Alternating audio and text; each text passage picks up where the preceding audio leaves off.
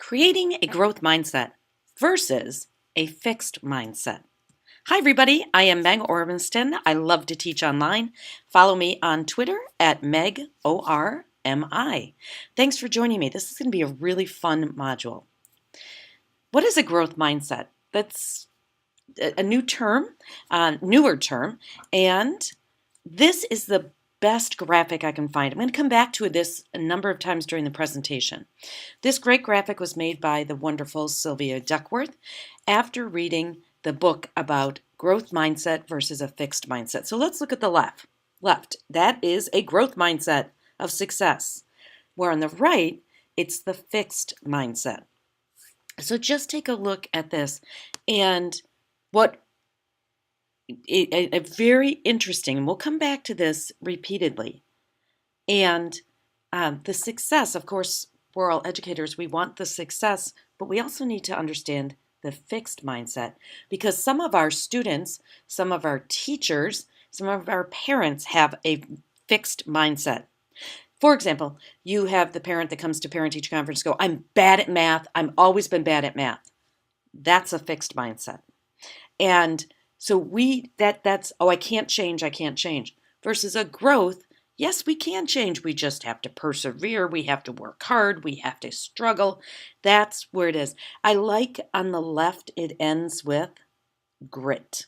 And then you have the tree in the background and you have grit. Now let's take the right. You've just introduced a lesson. You've just gone over it. You've just said, okay, start practicing. The words are barely out of your mouth and 4 hands go up in the classroom.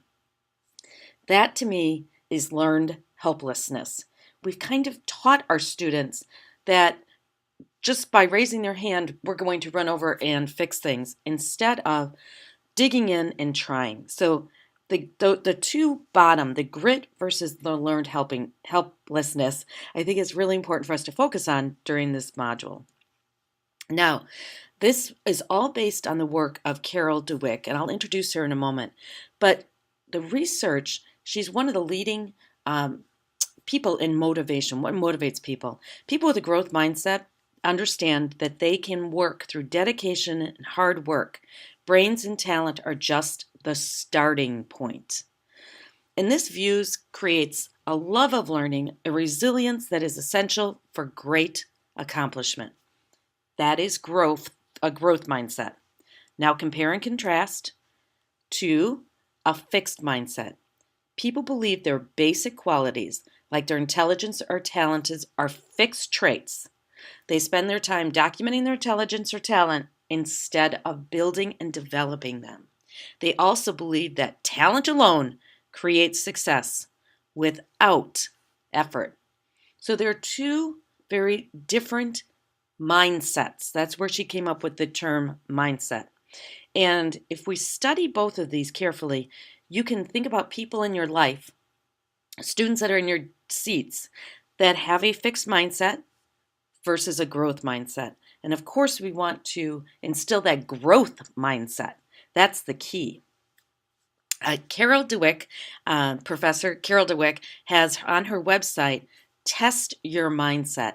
So you might want to pause this right now, jump over to her website, which is, you see it at the bottom there. And it's also, I forgot to tell you, it's also in your companion documents. All the hyperlinks are also there for you.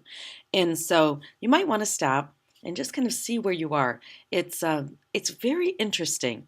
I have caught myself, since I've done this research, I have caught myself a number of times, I'm working on my growth mindset. You know, the language, I'm trying to change a couple things, and it's very interesting.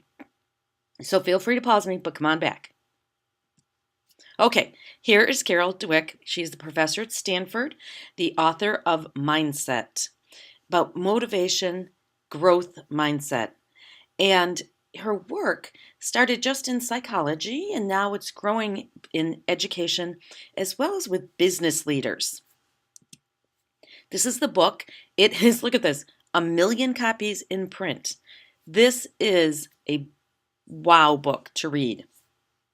And especially from a parenting point of view, her TED Talk has got I don't even know how many hits, but it is really interesting. She does a good job, even though she's a brilliant researcher, she does a good job of really making the TED Talk very practical and non-scientific, but it really focuses on the idea that we can grow our brains to learn to solve complex problems.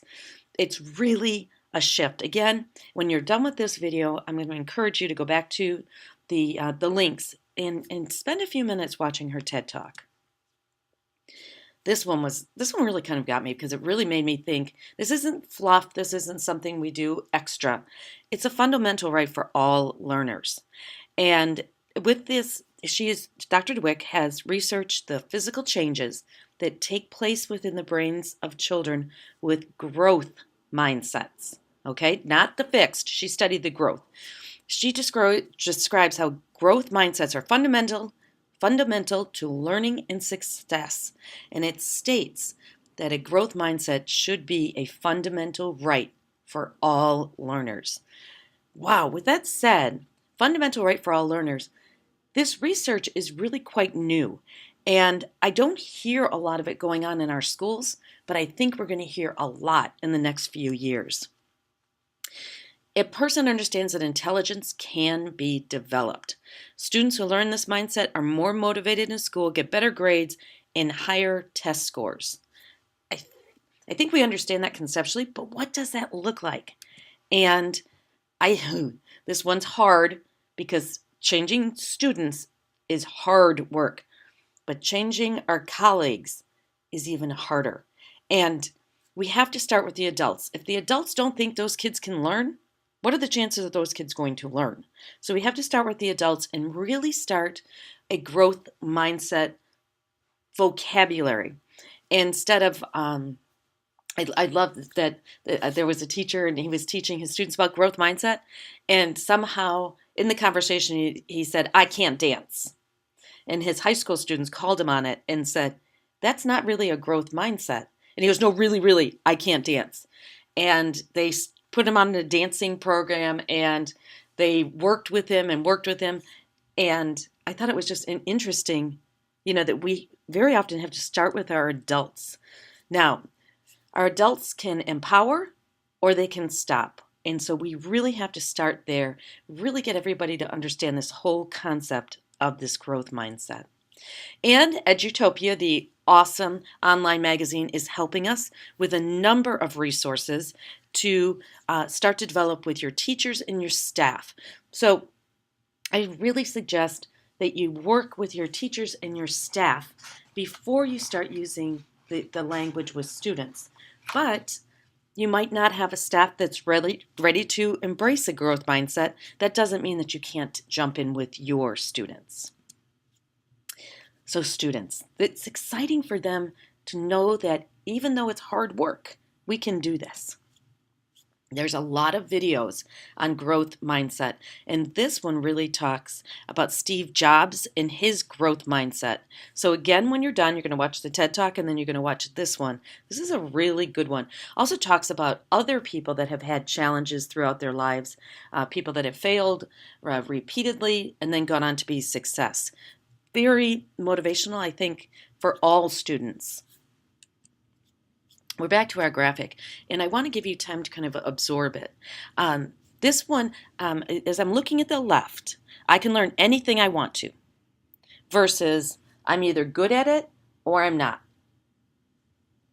Just think about some of the kids in your class. When I get frustrated, I persevere, versus we know the kids that raise their hand. When I get frustrated, I give up. We know those students too. So as we look through this, it was interesting when I did this with a group of teachers not too long ago, they stopped at 6. If my classmates succeed, I'm inspired. And some of the teachers in the room said if they don't feel inspired by that, they feel over to the right, they feel threatened. I thought that was very interesting. They really got stuck on that one.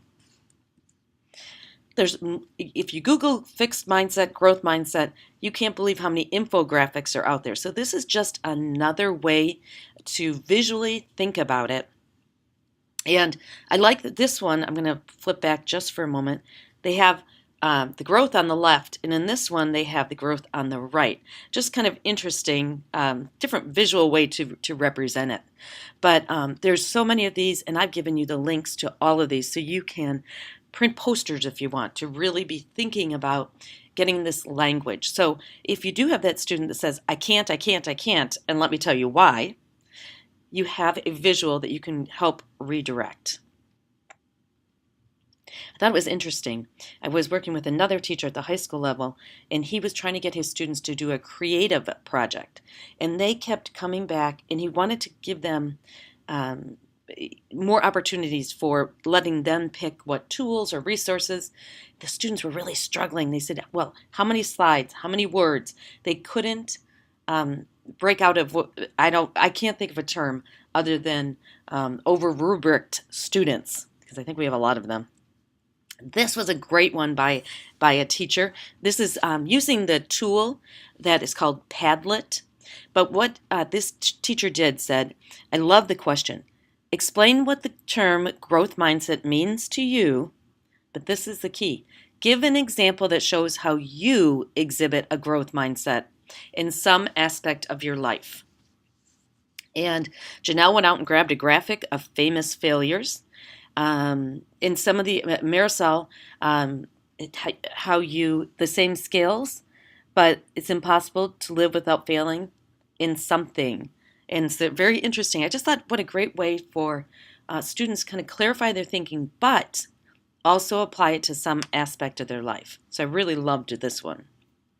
Now, there's a lot of data out there. We have map data. We have high stakes data. We have this data came off the Khan Academy. We have a lot of data, and it really helps before students look at their data to really have already done some work on growth mindset. So when they look at their data, they don't jump over to that fixed mindset. Oh, I knew I was dumb. I knew I couldn't do fractions. I knew I couldn't do that. If they have practice with the growth mindset before looking at their individual data, I think it really does help students set goals and really think about their strengths. This gradual release of responsibility, to take all the responsibility from the teacher and start to release it to the students. This isn't easy. And that's what that high school teacher was trying to do. And they kept wanting to come back to say, what's my minimum? What's my minimum? And this was interesting. Class Dojo, if you don't know Class Dojo, it started as just a behavior reward system where the teacher on an iPad or iPhone could give the class points or individual points for appropriate behavior or inappropriate behavior, but they were trying to get to promote good behavior. Class Dojo has now joined the growth mindset for students, and they have 5 episodes. So don't you like I keep giving you assignments. I really want you to watch this. This video, these are the characters from Class Dojo. And what they do is it's a short little less than 3-minute video, but basically the guy on the right all of a sudden is whizzing along and he hits something really hard in math. And he packs up his things and says, I guess I have to quit school. I can't do this. And it's going to go on for 5 episodes. But what a great way to teach growth mindset for your students. So this, once you've finished and you've kind of watched the other videos, I think, especially if you work with primary students, this is a great way to introduce the growth mindset. Now, to get started, so I would start with Class Dojo. Actually, a lot of middle school teachers use it also, and so do quite a few high school teachers. So it's appropriate. The message is definitely appropriate. And then I also wanted to make sure you had getting started resources. And again, I go back to the great people at Edutopia. They have an entire collection. You'll see this when you click on the link. They have an entire collection for getting started. So the Class Dojo is great, especially for elementary. If you want something else, there's an entire list. And again, back to the folks at Edutopia, they're also the ones that talked about the adults in the school. And so I just think you need some getting started. I'm throwing out a lot of research at you in a short amount of time, but I did want to give you that follow-up time with those resources. So growth versus growth mindset versus a fixed mindset. This isn't going to happen overnight. This isn't going to happen in one lesson. This is going to have to be change over time where we continue to come back and say, wow, is that a growth mindset? Where students start to say it to each other. Then we've got it. And it's very exciting. It's very exciting work. So thank you for joining me. And I hope you have a great day.